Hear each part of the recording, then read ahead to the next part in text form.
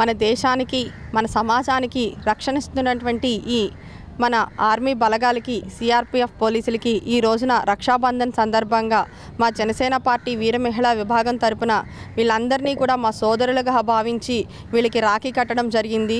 ఈ రోజున వాళ్ళు కుటుంబాలని సైతం సాక్రిఫైస్ చేసి కుల మతాలకు అతీతంగా, ప్రాంతాలకు అతీతంగా, భాషలకు అతీతంగా, రాష్ట్రాలకు అతీతంగా అందరికీ కూడా రక్షణ ఇస్తున్నటువంటి ఈ సోదరులు వారు బాగుంటేనే మనం బాగుంటాం, మన సమాజం బాగుంటుంది. కాబట్టి వారు బాగుండాలని, వాళ్ళు నిండు నూరేళ్ళు ఆనందంగా ఆరోగ్యంగా ఉండాలని ఒక సోదరిగా భావించి వారికి రక్షణ కట్టి మాకు కూడా మహిళలందరికీ కూడా రక్షణగా ఉండాలని ఈరోజు ఈ రక్షాబంధన్ కార్యక్రమం చేయడం జరిగింది.